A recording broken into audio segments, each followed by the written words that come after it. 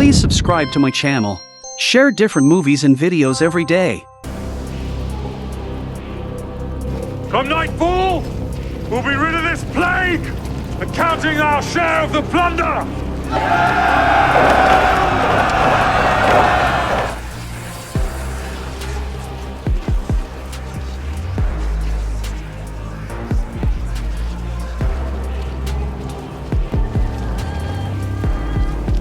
The shield wall was raised, and the battle between the Vikings and the English began. However, this time the Vikings were not from Norway's Kattegat Strait but from Denmark across the Channel. Lord King Uhtred of Beberg responded to King Alla of Northumbria's call, joining other lords to form a coalition to defend York. The battle commenced outside the city. The English strategy was to fight in two parts. King Uhtred led the vanguard in a charge, with the plan for the rear forces to join the battle at the right moment to decisively defeat the Danes. The vanguard advanced tentatively, but facing the Vikings' orderly shield wall, the English soldiers were at a loss. Kill them all!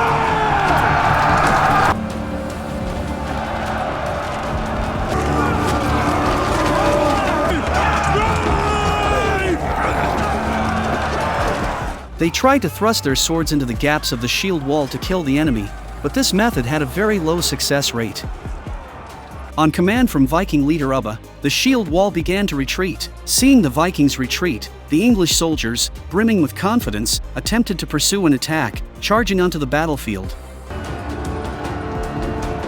Despite King Uhtred's loud attempts to stop them, his warnings were ignored by all. The Vikings, seeing the full English advance, had their ambushed forces encircle the English from both flanks. Facing the tall, brave, and battle-hardened Vikings, the English, attacked from both sides, quickly fell into disarray. Their pre-battle numerical advantage vanished.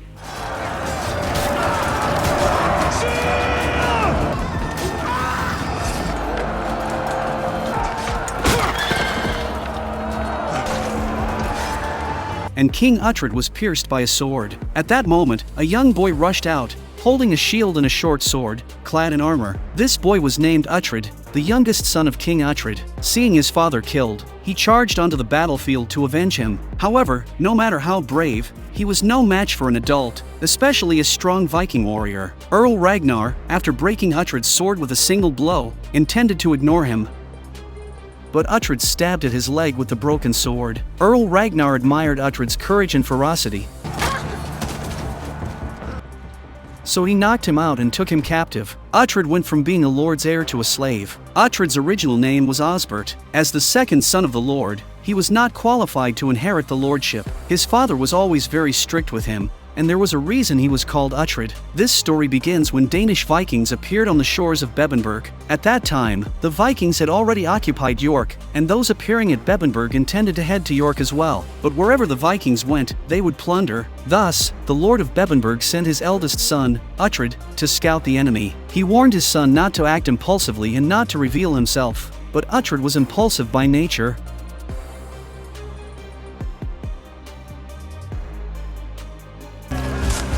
We'll meet sword with sword! You're a pagan! We have the greater God on our side! Kjartan, I think we should teach this boy a lesson. Taking her in. As a result, he ultimately died at the hands of the Vikings.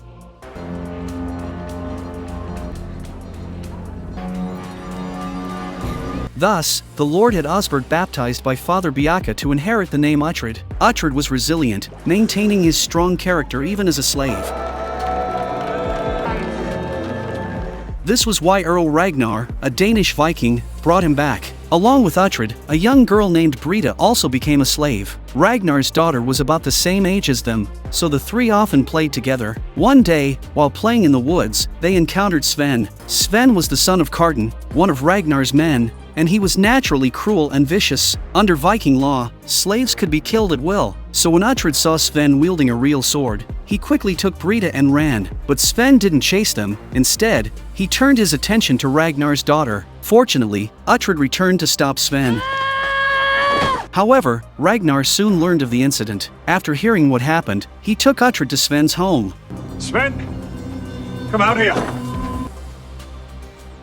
As a result, Sven lost an eye, and Kjartan's family was exiled.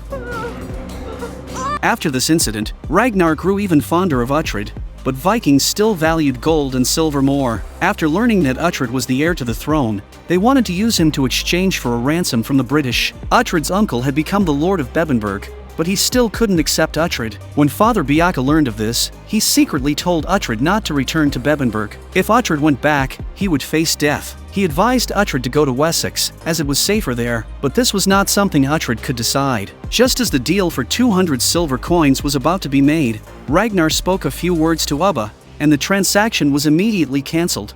The boy is sold to Ragnar. What? Ransomed, Lord. That's what I said. The matter is closed. If you have an argument, it's with me now.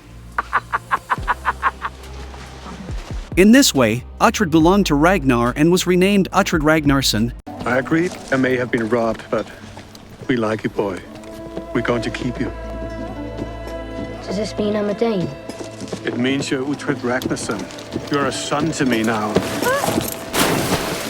Uhtred looks like a Viking when he grows up. He wore his hair long and had Thor's hammer hanging on his chest. His childhood slave companion, Brita, had blossomed into a beautiful woman. Ragnar hoped Uhtred and Brita would be together and had arranged for them to meet.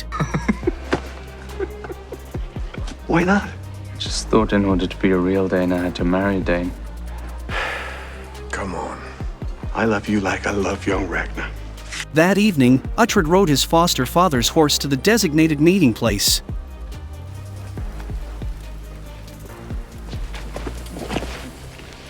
Ragnar's arrangement inadvertently saved their lives.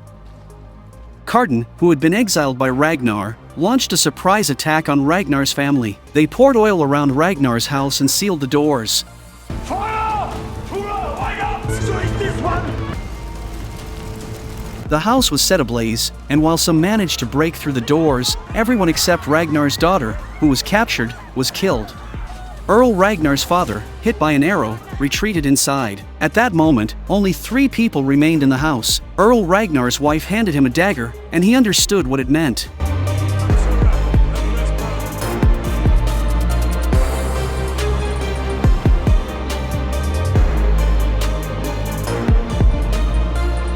He then charged through the flames, fighting bravely until the end, and ultimately fell heroically.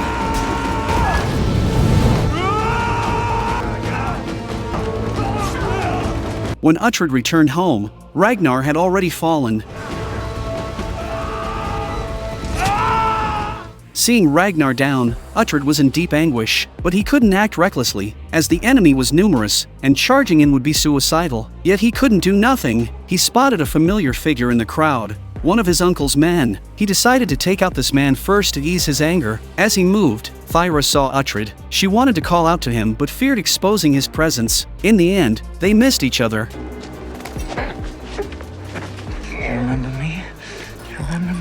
After dealing with his uncle's man, Uhtred was engulfed in sorrow.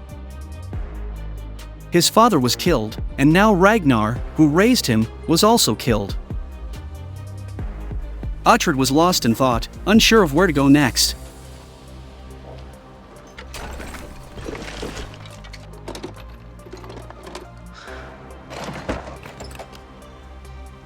Brita suggested seeking refuge with other Viking lords, but Uhtred refused to leave. He took Brita to his birthplace, Beberg, determined to reclaim what was rightfully his.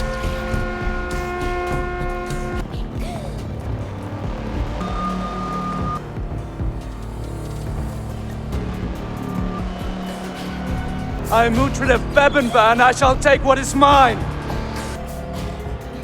Beberg's mine! This was Uhtred's first meeting with his uncle Alfric as an adult. He could have disappeared, letting Alfric believe he had died in Earl Ragnar's house. However, he wanted Alfric to know he was alive and ready to reclaim what was rightfully his. The result of this choice was that he was constantly hunted down by Alfric and his men. Now, Alfric had an army in the support of the Vikings. Uhtred only had Brita by his side, so they decided to go find Ubba. They planned to inform Ubba about the massacre of Earl Ragnar's family, hoping Ubba would believe them and help avenge the deaths. On their way, they came across a plundered village. Uhtred was observing the situation when an arrow passed by him.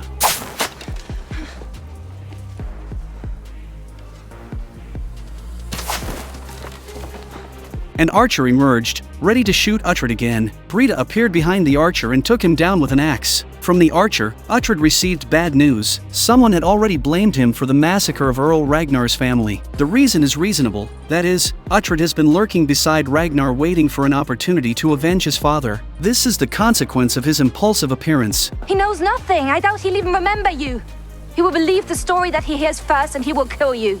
Now, the news of a slave killing his master had likely reached Ubba. Brita suggested writing a letter to Ubba, but Uhtred laughed, knowing Ubba couldn't read. Both understood the gravity of the situation, but they could only try to reach Ubba, hoping for a chance to set things right. Father Beocca arrived in Winchester, the capital of Wessex, and met Alfred. At this time, Alfred was not yet the Great. His brother Ethelred was the king. Father Beocca sought to convince Alfred that Uhtred was trustworthy and the rightful heir to Beberg. However, Alfred was skeptical of the priest's claims, believing only what he could see and understand himself. Wessex held a council meeting to discuss the current situation. Vikings were spread across Britain, and Ubba had already conquered the kingdom of East Anglia, with Wessex likely next. King Ethelred was undeterred, declaring that even if Wessex had only one man left, they would never yield to the Vikings. Uhtred arrived outside East Anglia, looking at the city on fire, and couldn't help but sigh at Ubba's terrifying power. Yet, he had to face this unpredictable man. Feeling a mix of anxiety and determination, Brita suggested taking a hostage, ensuring they could retreat safely if negotiations failed. They decided to capture Ubba's sorcerer, Story. Ubba asks Story for divination before every action,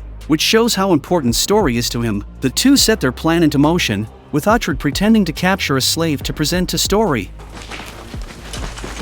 Brita took Story away, while Uhtred stayed behind to await Ubba's arrival. Soon after, Ubba appeared, as the king of East Anglia, Edmund, was held captive there. Ubba arrived with Guthrum, both attempting to persuade King Edmund to surrender. Hidden, Uhtred couldn't resist stepping out to explain the truth to Ubba. He told Ubba that Earl Ragnar was killed by the Viking Carton, who had colluded with the Saxons, but Ubba didn't believe Uhtred, as he was also a Saxon, and Ubba trusted the previous rumors more. So, Ubba ordered the doors closed, deciding to deal with the king first and then the traitor. Facing Ubba, King Edmund demanded that Ubba be baptized, or he wouldn't pledge allegiance. Ubba decided to test the sincerity of Edmund's faith on the spot. Realizing he couldn't escape death, Edmund quickly retracted his demand for baptism, but Ubba no longer offered a second chance.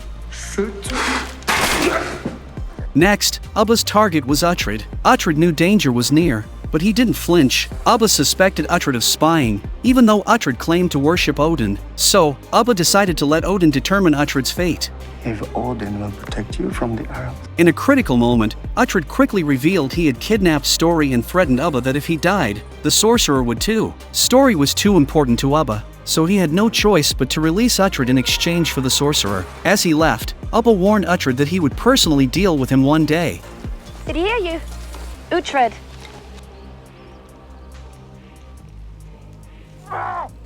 Believes the lie.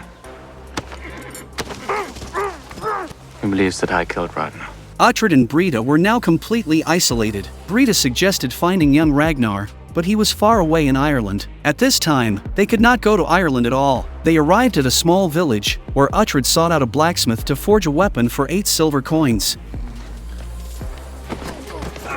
Ethelred had a disappointing son, which troubled him greatly. He told his trusted minister, Oda, that if anything happened to him, he hoped Oda would fully support his brother Alfred. Though Alfred was frail, he was the only legitimate heir. The blacksmith poured all his effort into crafting a sword.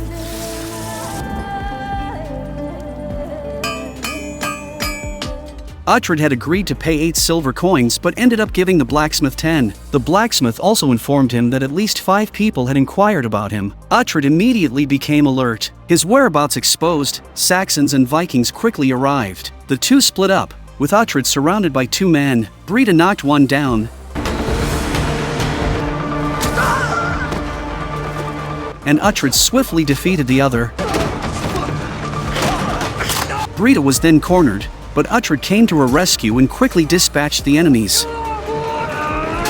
They continued searching for horses, but another enemy was pursuing them. Uhtred hid behind a door, and as the enemy approached, he thrust his sword through the wooden door. With no other options, Uhtred and Brita headed to Wessex, hoping for a glimmer of hope. Dressed in Viking attire, Uhtred drew strange looks from the people of Winchester. Uhtred even made faces at the kids sitting on the roof. At this time, Father Biaka happened to be here, and he took Uhtred to see Alfred. Alfred was a wise man, and while he didn't fully trust Uhtred yet, he was willing to continue observing him. He likes to record everything that is happening so that he can understand what is going on in the outside world even if he does not leave home. For instance, the death of Earl Ragnar, with Carton as the prime suspect, surprised Uhtred as well. Alfred had ambitions to unify England, starting with Wessex. Achieving this grand goal required solving immediate challenges. A Viking force had already gathered, and Uhtred believed Guthrum was leading it. Father Biaka showed Uhtred documents proving he was the rightful heir to Beberg. Seeing the documents, Uhtred was overjoyed and immediately set out with Breda to gather new intelligence. He noticed the claws of a raven tied to a tree, a Viking signal for war. Uhtred judged that the Vikings would launch an attack within 2 or 3 days, with the goal of looting Abendum to replenish supplies. Therefore, Uhtred suggested they should engage the Vikings before they arrived and seize the high ground. Vikings often underestimated Saxon soldiers, viewing them as mere farmers. Following this battle plan might give them a chance of victory. However, the Saxons suspected Uhtred of being a spy for the enemy and distrusted his intelligence. They believed no one would start a war in winter and were filled with distrust towards Uhtred. Despite this, Alfred ultimately adopted Uhtred's strategy. However, Uhtred and Breda were locked in a cage and brought to the battlefield. As Uhtred predicted, Guthrum indeed arrived. Guthrum was shocked to see the Wessex soldiers prepared on the hillside. He couldn't fathom who had leaked their plans. Alfred smiled at Uhtred in the cage, but Uhtred couldn't smile at all.